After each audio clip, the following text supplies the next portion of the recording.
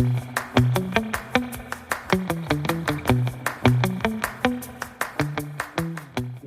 वालेकुम मज़ीदा नेमान, आपको आपके दोस्त आपके भाई थे बजाज का सलाम है। उम्मीद करता हूँ तमाम तलो खैर वफियत से होंगे, जहाँ कहीं मैं अपने खाने के साथ एक अच्छी ज़िंदगी बसर करूँगा। मैंने पहले भी बहुत बार इसके बारे में बताया, आज मैं दोबारा बात कर रहा हूँ। मेरे पास बहुत सारी क्यूरीज आती हैं, बहुत सारे बच्चे हैं जो मुझसे बाहर हैं, कहीं ना कहीं पे काम कर रहे हैं और वो वीडियोस देखते हैं, वीडियो पूरी नहीं देखी होती, रब्ता कर लेते हैं, जी आप जो है हमें बताएं चाइना का वर्क परमिट हमें कैसे मिलेगा। देखो भाई, जहाँ तक मेरी नॉलेज है, जहाँ तक मेरी ये साइंस है, जो मेरी ओवरऑल ये मेरा जो स्कूल है जो आप सुन रहे हैं मेरे बारे में, मेरे पास ना तो मैं कोई वर्क परमिट बेचता हूँ ना मेरा ये काम है। मेरा काम है कंसल्टेंसी का, एडवाइस करने का, डाटा एडवाइस किया आपने अपने डॉक्यूमेंट्स कैसे जमा करवाने हैं, बैंक स्टेटमेंट कैसे जस्टिफाई करवानी है। ओवरऑल मेरी नॉलेज में कोई भी वर्क परमिट ऐसा अवेलेबल नहीं है और मुझे नहीं पता कि मार्केटों में वर्क परमिट अगर अवेलेबल होता है तो उनके पीछे क्या लॉजिक, क्या साइंस, क्या उनका लीगल प्रोसीजर होता है या क्या कानून होता है, मुझे तो समझ नहीं आती। वर्क परमिट आपको वैसे बैठे बैठे कोई एजेंट तो नहीं दे सकता, जहाँ तक मेरी नॉलेज है। मैं समझता हूँ कि वो पॉसिबल नहीं है, अगर है भी तो उसने कैसे किया आई डोंट नो। आप यहाँ से अगर चाइना के लिए जाना चाहते हैं तो you have to go for a visit visa. Visit visa पे आप जाएंगे।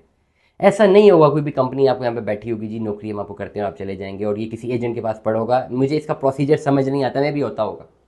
जो दूसरे हैंड पे ये है कि दूसरे हैंड पे अगर आपने वर्क परमिट पे जाना है चाइना में, तो चाइना में मौजूद एक कंपनी, मैंने बहुत दफ़ा ये बात की है, मौजूद चाइना में कंपनी जो कि रजिस्टर्ड हो, लीगल हो और उसकी अपनी सारी इंटरनल सारी जो एसओपीज़ हैं क्लियर हो, जिसमें उसकी जो सरकार है वो उसने से क्लियरेंस ली हो कि भाई मुझे एक एम्प्लॉय चाहिए अपने लिए, ये एम्प्लॉय मुझे यहाँ से नहीं मिल रहा, इसलिए मुझे एक फ़ॉरेन एम्प्लॉय जो है उसको एम्प्लॉयमेंट देनी है, उसको मैंने हायर करना है, इसलिए मैं फ़लाने बंदे का मैंने ऑनलाइन इंटरव्यू किया, इस फलाने बंदे का मैं ऑनलाइन इन्विटेशन लेटर जो है इसका मैं बना रहा हूँ, इसका मैं भेज रहा हूँ, इसकी बेस पे ये अपनी एम्बेसी या जेडिस के ऑफिस में अप्लाई करके ये मुझे जो है ओवरऑल ये वीज़ा अप्लाई करेगा और उसको वीज़ा दे दिया जाए।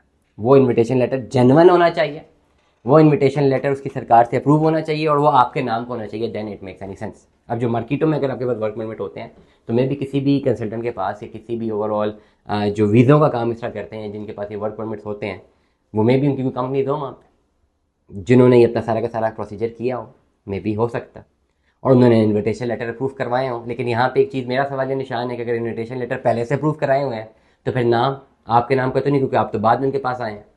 या ये भी हो सकता है कि आप उनके पास पहले जाते हैं और उनके पास अपने कॉन्टैक्ट्स होते हैं जिस पे वो आप जिसको आपकी डिटेल्स दे के आपको एक ऑनलाइन इंटरव्यू करवा के आपके नाम पर वर्क परमिट निकलवा देते हैं। अगर ऐसा सिनेरियो है भी, पहले तो मैंने इसको स्टडी नहीं किया, मुझे स्टडी आता है, मैं पढ़ा लिखा बंदा हूँ, मुझे ये समझ आती है कि मैं ऑनलाइन लिंक्डइन पे जाऊँगा, मैं गूगल पे जाऊँगा, मैं अप्लाई करूँगा नौकरी के लिए अपने डोमेन में, मुझे वहाँ से कंपनी नौकरी का ऑफर देगी, इंटरव्यू करेगी, ये प्रोसीजर है, उस बेस पे वर्क परमिट मुझे मिलेगा, इन्विटेशन लेटर, वो मैं डॉक्यूमेंट्स कंपाइल करूँगा, सेकंड स्टेप में मैं जेरिस के ऑफिस जाके प्रेजेंट होकर अपने डॉक्यूमेंट्स भेजूंगा, विद इन 1 मंथ मेरा वीज़ा आएगा। दिस इज़ द प्रोसीजर जो मुझे समझ आता है, मैं गलत भी।